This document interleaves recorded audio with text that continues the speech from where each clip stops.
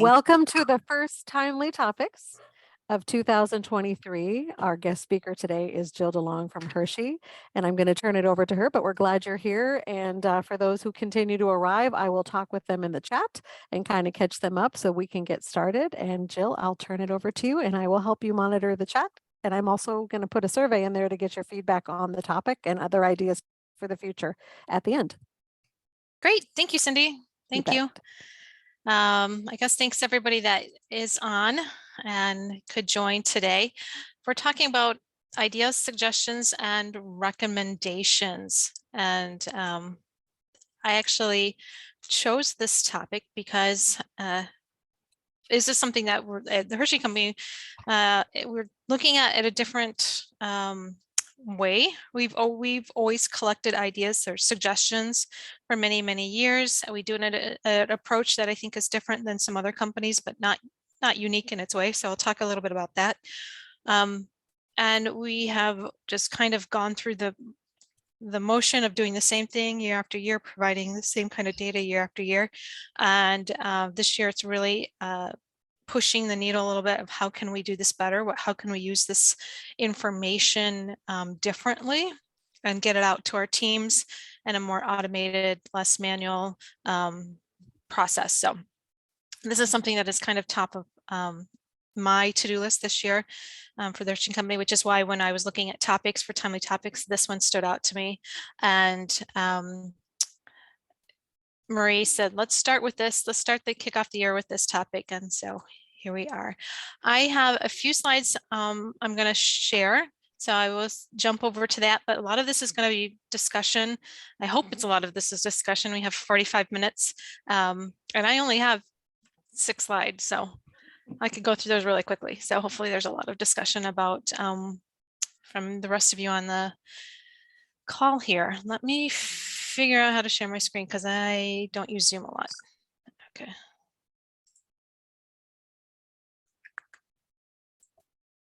You'll see right at the bottom. Got it? Okay. I think I got it. Got it. I got it. Got Good it. work. Yes. I made it wide open in case it wasn't letting me. So there we go. There we go. You know, the first thing I was thinking about as I was digging through this is you always start with a definition. What's an idea? What's a suggestion? What's a recommendation? And, you know, kind of they're the same thing in certain circumstances in the way that they're used. Now, I did some digging in it. If you use it as a verb, if you use it as a noun, it could mean a little different things, but boil it down. Really, an idea is something that might be in your head. You might have it. You can voice it. You can voice an idea, but at the point that you want to put it into action, and if you want to tell somebody to put an idea in action, that becomes more of a suggestion or a recommendation. And suggestion and recommendation are kind of the same thing in a lot of these instances. So it's taking an idea and verbalizing that into an action that somebody should do or should follow. So really, when we talk through this, we're really kind of talking about the suggestions. It's that what should you do, and not so much the idea, but we also will talk a little bit about the idea, because that is the idea is the what, the suggestion is now you need to do that what. So let me tell you a little bit how we handle those at Hershey, and I want to open the discussion and then about how other people handle, I would say, suggested ideas or recommended ideas.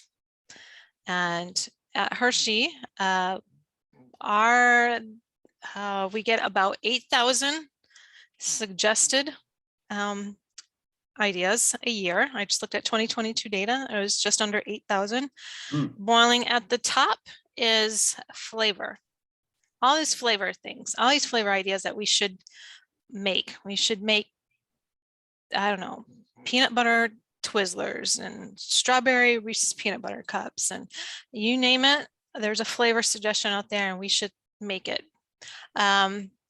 Second to that would be new types of food forms. And we're not, so you could make, it could be a shape, a star peanut butter cup for the 4th of July, or it could be, why don't you make a candy bar in this, not in a bar, but in a bowl or something. All sorts of new food forms. And third is packaging, which I think is not unique to any food company because they're taking about food, they're talking about the packaging. So those are really, that's kind of the big main drivers of ideas and suggestions. Rarely do we get technology suggestions of new technology, and maybe we'll talk a little bit about why we don't get that, because technology becomes less of a concept and more of an actual physical thing. So what we do with those ideas and suggestions every year, and it is on a rotation. So once a year, the brand will get a list of all of the ideas, suggested ideas that have come our way.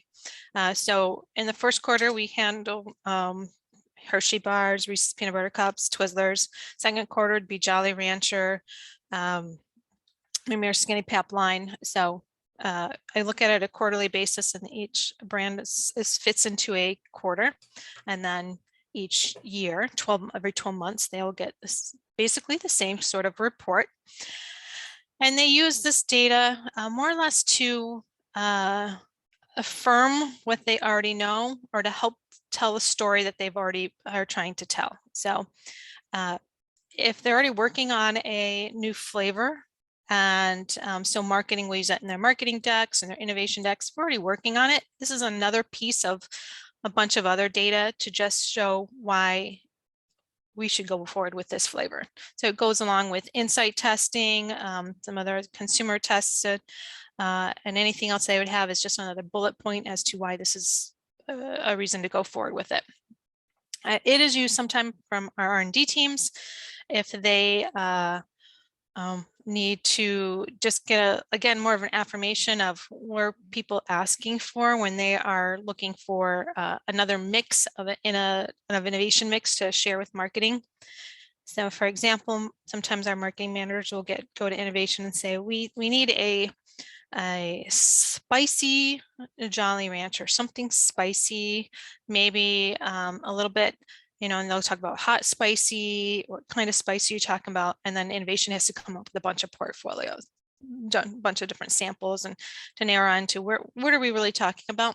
So they'll use some of that suggested ideas to I guess maybe kickstart their brain or put a little another spin on it. So somebody's saying jalapeno, maybe they'll throw a jalapeno, maybe they'll have a chili pepper, and all sorts of different varieties. Again, it's just more to affirm kind of what they already know and to provide that data point. Outside of that, I don't think we really use those ideas much at all. So I'll stop there. And does anybody else have in their company have ideas, suggested ideas, recommended ideas that come from consumers? How do you get them, and what do you do with them? I can talk about Land O'Lakes. We're pretty sensitive to accepting ideas and suggestions, in part because of the legal potential that if they give you a product idea, that they might think that you then owe them money when you develop a product like what they suggested. So we're pretty cautious. Obviously our emails have a waiver that says we own whatever you submit to us on our email contact us form. So we have that. If somebody calls on the phone, we very quickly say, oh, please don't share ideas with us. Unfortunately, we're not able to accept those. We really appreciate your calling. If it's a letter, we actually bring it to the legal department. But I think that the big thing is they do sometimes, they just want to share. They're not looking for anything. They just want to share. I wish you had vanilla, or I wish you had, do you make banana pudding? I would really like to see banana pudding. And those we just have to say, oh gosh, thank you so much. We really appreciate the suggestion. We'll pass it along. And we just have an idea and suggestion reason code, and we don't do anything special with those for our marketing team, but we will run a report, because sometimes we'll say, hey, we get a lot of questions about, this flavor. And then they'll say, really, how many do you get? And we might send a report. And, the trouble is the people who are suggesting it are likely purchasing your product. It may not be the demographic they're after, as we know that can shift. So anyway, it's always interesting, but we don't really do too much beyond occasionally, sharing those comments in our monthly reports is all we do. Mhm. That's great that you have that waiver. Some of my slides will talk about why we should have that waiver. But We did that too. We used to do the same thing as Vicky's doing. did you? Both Dial and at Gallo. We accepted all suggestions, and sometimes you'd find suggestions that were embedded in some other kind of a comment, like a complaint or a praise, and we would create a second issue and code them as suggestions too, so that they would pull to the suggestions report. And what I did with suggestions report is quarterly, because I wanted to have volume. Not because I was trying to avoid the idea that people were wanting to be paid for it. If they have a very unique idea, then they think they're the only one on the planet who had that idea.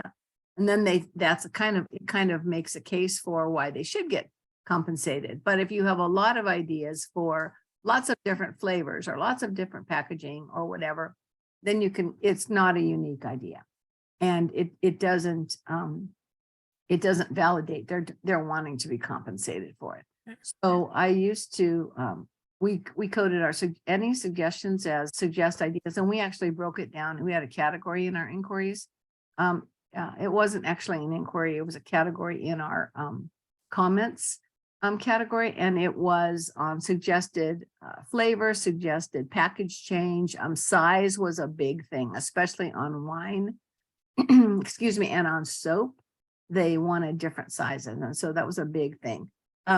So by categorizing it that way, we just had SUG size, SUG package, SUG label, some of that kind of stuff. So it all pulled together, it all reported together. And then once a quarter, we'd report it out to the various marketing brands in just one big report. We didn't try to do any assessment of which ones were weighted or which ones had, carried more value or whatever. The idea for me, particularly with things like flavor and color and size and all that, is if they're thinking about it already, then they're getting some validation that there is a demand for it.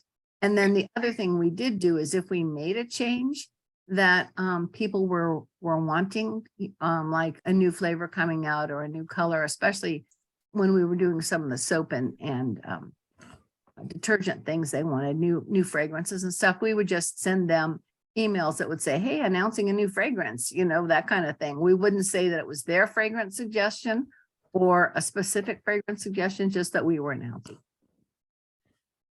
You brought up a good point there, Marie. And so often these suggestions come intertwined into part of the comments or conversation about something else. So, yeah, right, I don't like this, whatever you have, something was wrong with it.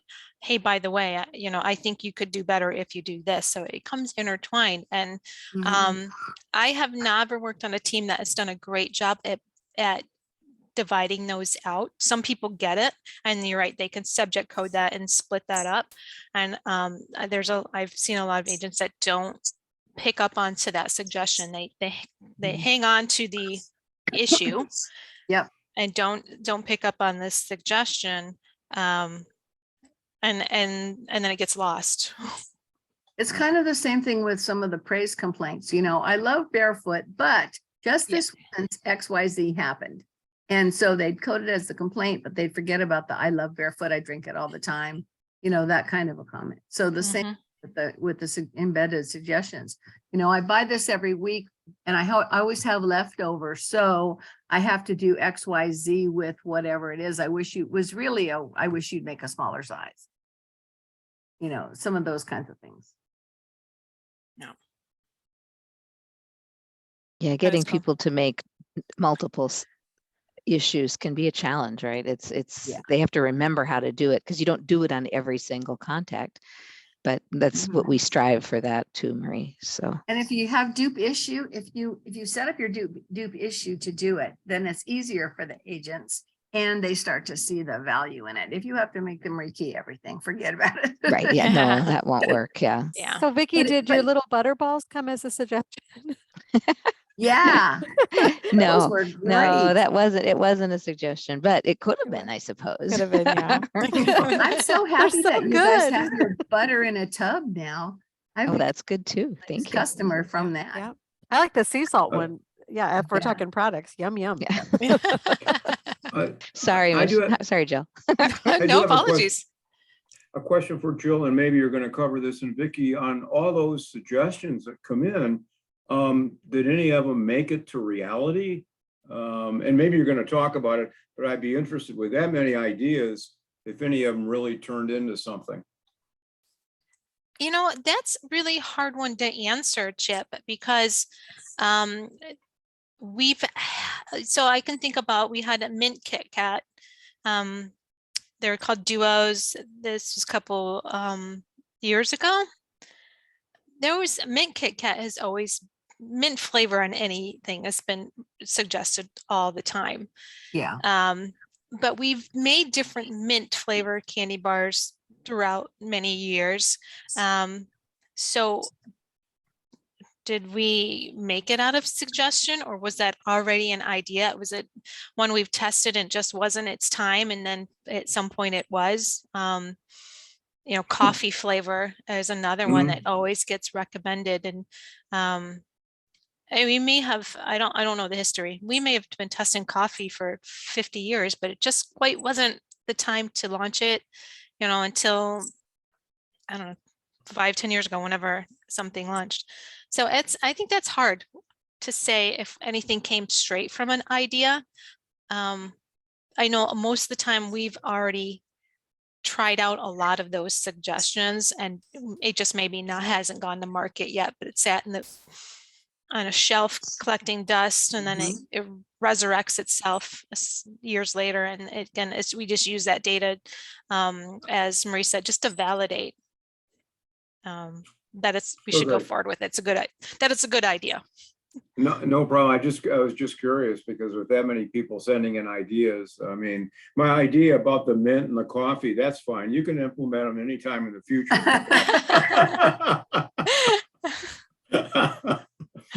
Thank you. Had verbiage on our website where, you know, if you're giving us a suggestion, you know, making sure that they know that it's becoming the property of our company. That was always really important to do, because there are people, just like you said, Jill, you know, they resurrect ideas that have been out there, and then all of a sudden they're like, I thought of that years ago, and that was my idea. But, you know, you've got test kitchens and experts and chefs that are already coming up with a lot of this stuff on their own, but they're getting it validated that there's a need for it, or, you know, a want for it out in the world. So that was always a delicate situation, which we finally ended up putting it on the website, just to not put it in just the responses, but to let it be out there and be known. Yeah. So that's a great segment. So we talked about the value of idea, and I did some research, and really an idea itself has no value. You can throw out as many ideas as you want. It's the actual putting that idea into something tangible. Then that's something that you can patent. Then that's something that you can own. Then that's something that you really could have a conversation and or perhaps a litigation worth. But just an idea itself really has very little value or stance on its own. And as it says here, most companies, we don't need ideas, and those that are working on, you have a treasure trove of ideas people have suggested. What they really need is those solutions and that technology, and that's probably what most companies are after. But it talks a little bit about that copyright or that protection of an idea, and it says you can't really patent an idea. It is not really protected. Yeah, there are some unique nuances and some, I'd say, that but clause that follows through here, which is why, you know, Vicky and Marie and Cindy and even in Hershey's has some guidelines, some verbiage on the website. We have a separate, that I would say, a portal for ideas where you have to check off 10 different things and agree to it before we will allow you to submit your version. But that's why we have it, because there is these, you know, while probably not used often and very hard. There are these little loopholes that if it looks like it was agreed upon and there was perhaps this relationship that somebody could get paid or that you benefited from that idea, then you might be in, the company might be in some trouble. One of the things that our lawyer counseled us on that very point is about not responding with what a great idea or anything that positively affirms it, just more like a neutral thank you. You know, we appreciate your loyalty to our product, that kind of a response, as opposed to any kind of enthusiasm for the idea, because it could imply that we're accepting it. Yes, yeah, I've heard that. I think probably from SOCAP. And Mhm. how that is hard to do, isn't it? Sometimes it is, you just want to, you know, Sometimes it is a connect great with that idea. consumer. Yeah, or just have that connection, like, yeah, because they're so excited and they think it's so great. And it's so easy just to, you know, meet them at that level, and to not be able to do that is hard. Mm-hmm. Gallo was more, I had a really great relationship with our legal team over there, and they were really good at understanding the consumer position and, you know, how hard it is. They came over and actually sat with agents and stuff. So they did some nice coaching on that about not showing any acceptance of it or any motivation or support for the ideas, but simply just accepting them.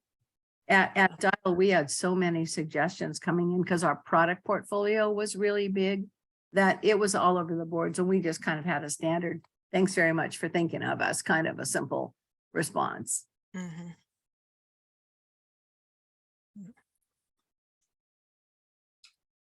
Do you cover that training in your agent training?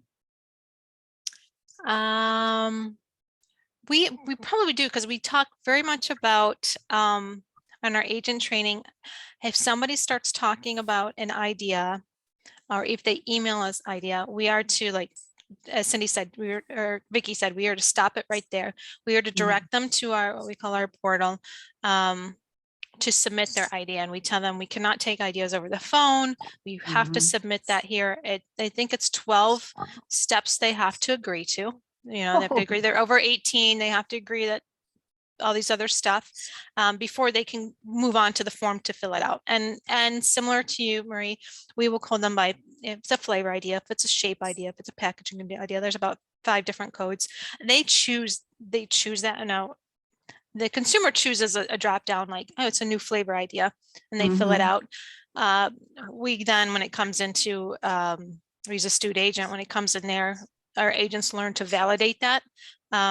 It's funny, that's maybe one of the struggles I've had with our agents, is that the consumer's perception and what we say it is not always the same. And so often we train the, you know, the agents of, if the consumer says it's metal and they think it's metal, and yet we haven't confirmed it, we're going to call it metal. We're going to go with what the consumer says. Yeah. And here I'm saying, no, the consumer says it's a flavor idea, but you look at it and it's not flavor, it's shape. You're changing it. You're not going with what the consumer said. That's wrong.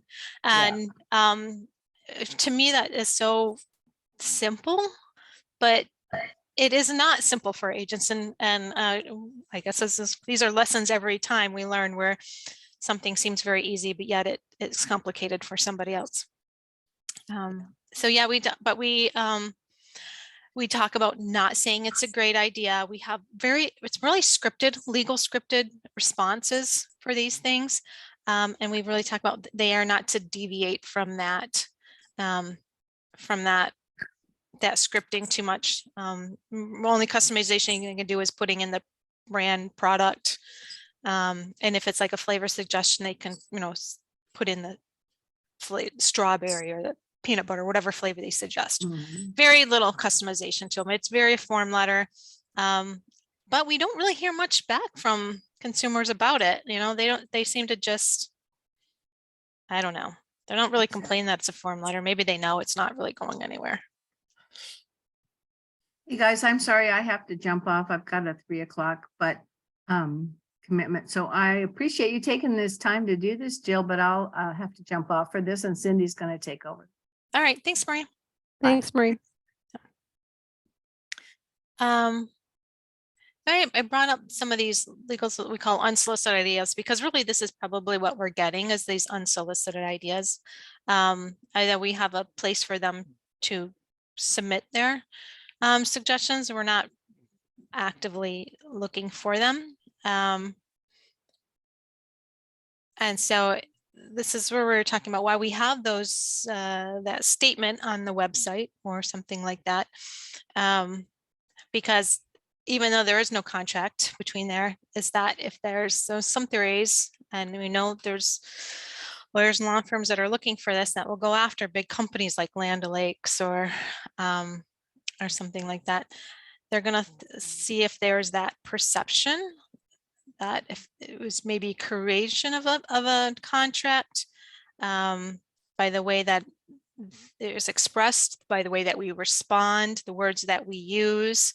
And that's where we could potentially, fall into a trap. And So Jill, let me ask you a question if I could. I love Reese's peanut butter. I send in this great idea, either call in and you direct me to that site. So I go to the site and I detail what I think would be an awesome suite, at the end of the day. What is my expectation once I submit that? Will I get just a note back, say thank you very much, and that's it? Or is there a follow-up at all? What happens there? You'll automatically get an email just saying that your submission was received.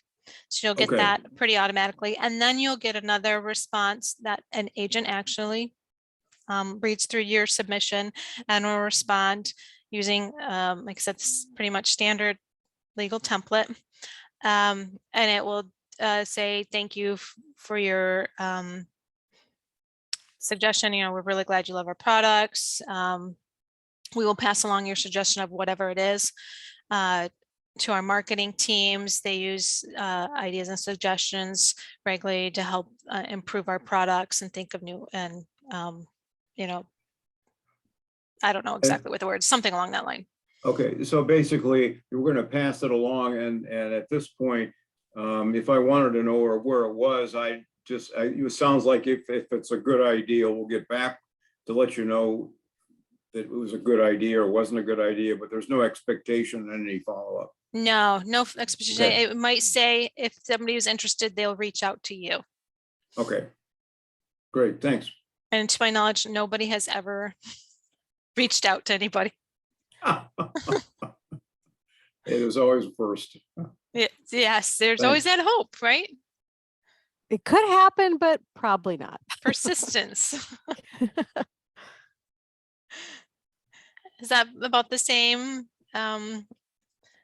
Vicki, Michelle, so anybody else on the line?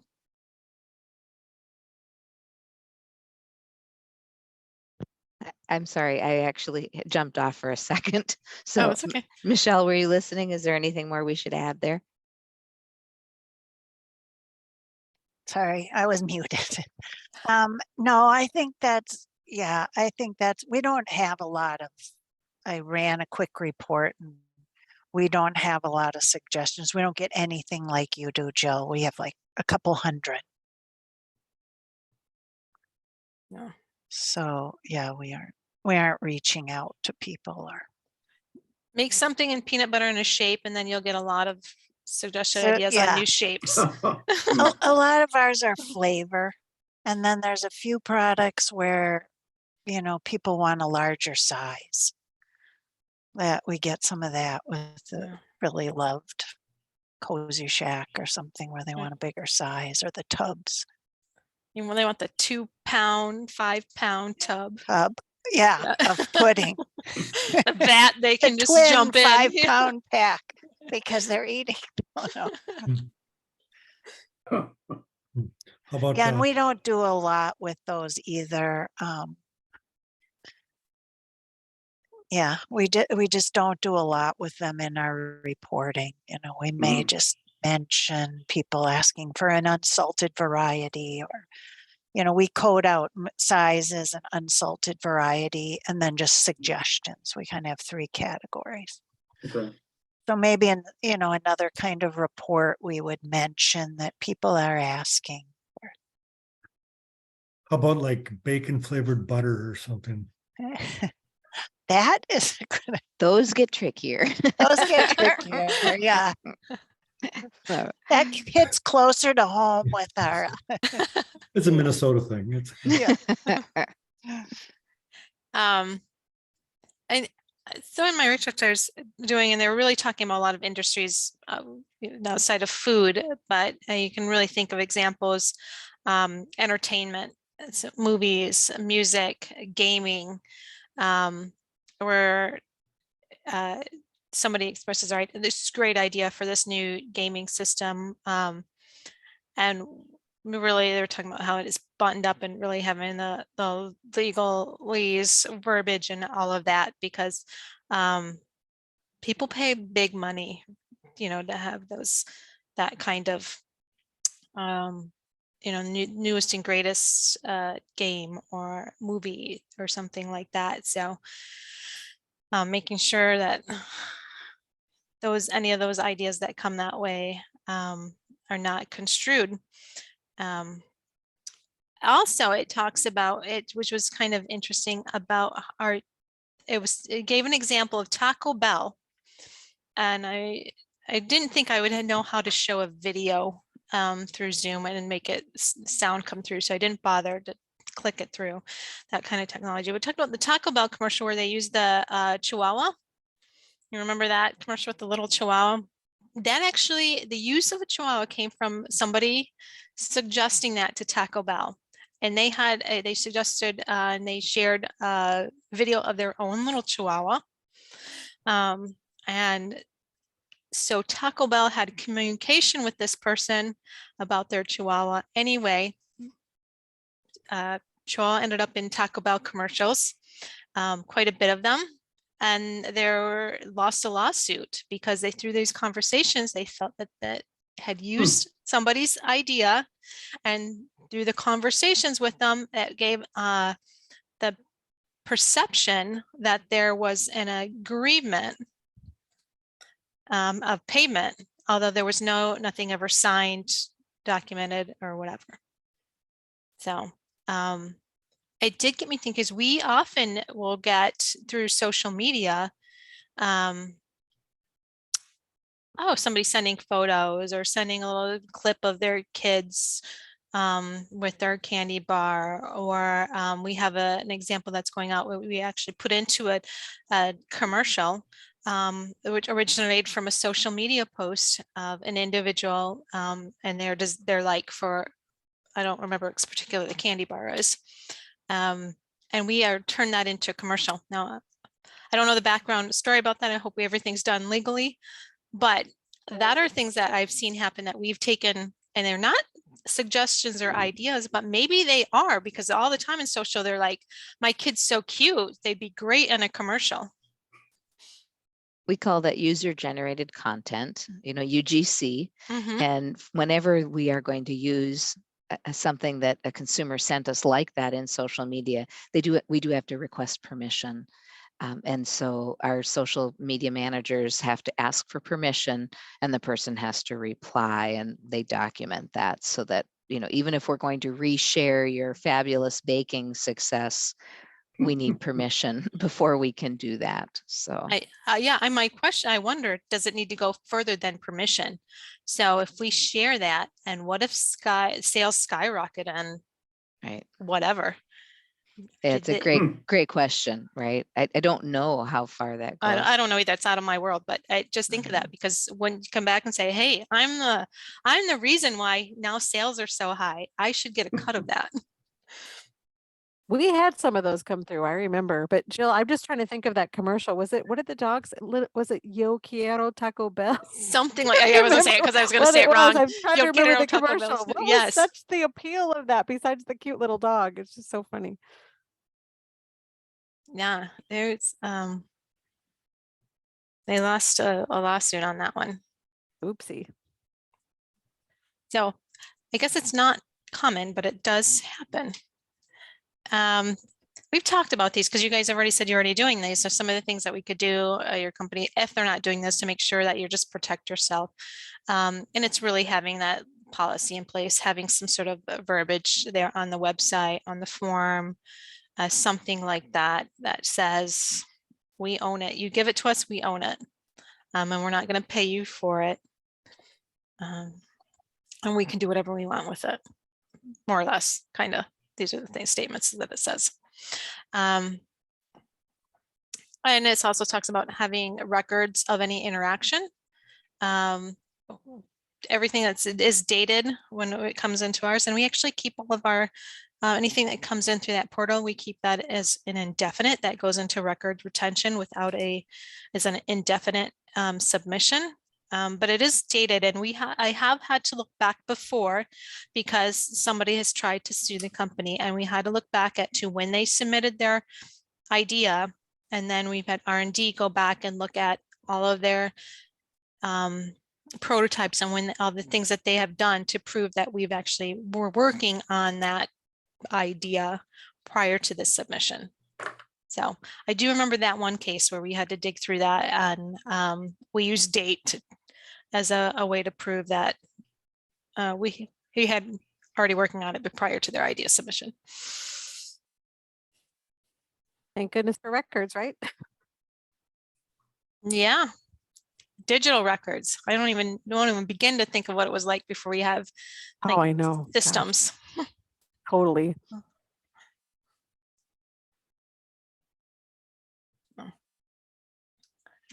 That is the end all that I had for today, and we are at I think 10 to the hour. So Cindy, I know we can open it up for discussion, but I don't know if there's other things that you wanted to do. You said a survey. Maybe Yes, some I have a closing survey, remarks. And normally we allot an hour and a half. This is a small group. So we kind of got through the topics a little faster, obviously, which was good for everybody to revisit that again. I will pop the survey in here right now as we continue to discuss. But I want to make sure everybody gets a chance to, we appreciate your feedback. So I'm going to stick it in there now. And this is also a way for us to get more topics. So it's not just that we want to know about today, which is important, but we want to know what else do you want to see so that we are aligned for the entire year when we look for topics for not only in the timely topics, but a lot of these, make their way towards the symposiums and some of the summits and other things that are important to folks as well. I could also take a few minutes just to point out a few things about the new website after we finish our discussion, if anybody is interested as well. But any other comments around this line of topics? I mean, this was kind of a thorn in my side for a number of years when I was managing consumer affairs. It really was hard to train your reps to not react, when somebody is bringing up a suggestion, and we had to really put in policies, but that morphed over the years because I think we had some issues and then they changed it, made it a little tighter, finally ended up on the website just so you could refer to that is out there. We published that as a company, but it's a really good thing to revisit, especially if you have no policy on that, because you could find yourself in some legal trouble if someone actually says something to the affirmative and someone thinks that they've accepted their idea. So that's really important to remind everybody to have that shored up. Right. We always know there's just scumbag lawyers that are looking to go after companies' deep pockets. Exactly. And Vicki is telling me that the meeting was only for 60 minutes, but I think we have it from 4 to 5:30 Eastern time. So I don't know if there was always more discussion that happened and they just allotted a little extra time. I know that in the past I had an hour and a half on, but when I added the meeting from the website with the Zoom in it, it added it only as a 1 hour. Yeah. Wow, goodness gracious. Well, then I guess things to learn. Feedback from me is I think 1 hour is enough. Even if I look back at last year, I think 1 hour is enough. Yeah, I think especially on the East Coast when you're going into your 5:30 is hour. after their time and they're like, it's 5, I want to get out of here. So but I think people got really into the topic sometimes and they weren't done talking about it, and I get that. So, but yeah, I think an hour is a really good round robin, round table type discussion. It's always been that way for SOCAP. That's what we consider our round table, 60 minutes. So Mhm. Leaves Yeah, them wanting more. An hour and a half might be scaring some people from the committee maybe too. Maybe. And I really like Right. this topic. It's very interesting. And, I've been in Mhm. many jobs through my life through the grocery industry, and then in restaurants as well. But there's always that idea suggestion box, right? And right. that stuff going Well, on. I'm going to revisit that with Marie because last year, I wasn't running the timely topics, but this year I am. So I want to make sure that, to your point, Jay, that we're not scaring people away that they don't have an hour and a half, but they could have joined for an hour. And that's also some verbiage that we could say, join for whatever time you have available, just to, give yourself an opportunity to discuss a great topic, so we can look at it that way. And I Um, wasn't too sure about what this topic exactly was I about. actually I sent was that to thinking, Sage. Is okay, she still on? Is Sage still on? She just dropped off, I think. Okay, so she's our marketing, you guys. She's actually our marketing. And I just Oh, she's suggested still that. there. I I'm am sorry. still You are here. still here. so Sorry, Sage. I Sorry, sent it to I'm her and just about to Marie. leave. Yeah, I sent it to her and Marie, and I just, just some great suggestions that that we can make, as we go forward. It's wonderful when you guys get on here and you just talk about things that you'd like to see. I'm actually going to stop the recording because we're done with the content. Unless anybody else, before I do that, does anybody have anything else about the topic? I was just going to add because I had mentioned earlier, this was a focus for this year. And this and what we call our where to buy as a focus for me, because we're looking at a lot of our manual data reporting and sort of automation. And I've always looked at these ideas, missions, as well as our where to buy, as there's good data for content for teams within the company. Right. Again, it's not something they're alone, they're going to take action, but it adds to all this other data that they're getting, and it provides it's a good piece of insight that we've not done a good job at getting out to the various teams. Got it. So I now I have a project team this year, totally on reporting automation, and these are two amongst others that we are focusing on. They're not the big movers or shakers, but if I can get this if I can get this automated, get this on a dashboard, and that the right teams can just click the button and see what they need to see. We no longer have to issue these reports. It's feeding to the people that can use it, and then they can use it however they need to use it. And it, in a way, I want someone says it gets our team out of the business of doing these kind of old-fashioned reporting. Yeah, that's a good and point. I'm so excited to be able to then get that to all of our developers and market people, because there's it's definitely, when it comes to marketing, that's a rotation, a door usually of talent, and so they don't always know what's available to them. So if I have a dashboard, they can just go and see. I'm excited to do that. That could be a game changer for you. That's exciting. Jill, I just want- Jill, if you do the where to buy information, I'd like to hear your perspective and others of how accurate do you really believe that data is with the supply chain issues that are going on? Because me personally, when I go to a company's website or try to find a particular product, a lot of times when I go to the store they say it's at, they don't carry it. Yeah. So that's a great point, Brian. And my thought was I wouldn't use any of our where to buy data that comes from the vendor, that price bite or whatever like that. I really want to use what the consumer calls in and says, I can't find it, and I've gone here, here, and here, and here. Mm-hmm. Now, we're only 12 days into the month, but I have already thought about that, because we don't do a good job of tracking what all the places they've been. It's in a text box. That's not great data to pull out, so that I can't let my Walmart team know that so many people have been looking at so many products and they've gone to Walmart and here's the states that they are on and they can't find it. Mm-hmm. But that's where I think Walmart wants to know, what are people looking for at their stores in their region, and how, and what the number is. And of course, they're going to ask, is that big or small? Well, that's kind of relative. But if I can start getting that data in their hands, then we can then we can ask those questions and try to answer them and get something there. But I don't even have a format to really get it to them right now. Yeah. I have You one. know, Go ahead, Chip. I was just going to say, I just want to thank Jill for her preparation on this session. I found it very informative. I think it is a good resource because I know we're going to post these under timely topics. So someone who may be interested in the discussion on submission of ideas can go in here and realize that if you don't have a relationship with the legal team, looking at how to respond if you don't have a plan, they can listen to this session and I think walk away with some really good points. So Jill, thank you much for your prep on this. I thought it was great. Yep. Yes. You're Agreed. welcome, Chip. I might It's not going to suggest, get you any more peanut butter cups, though. Oh, Are we done with the topic, It's you guys? already I'm gonna gone. I already ate that. I said, don't change my flavor. Don't mess with my flavor. But if we're going to do suggestions just for the meeting, I'm going to stop the recording real quick. Okay, sorry. Go Okay. ahead. Thanks, Jill. Great job today. And this will be on the website for those who didn't make it today. They can actually still have a chance to see the topic and do a little reviewing on that. Okay.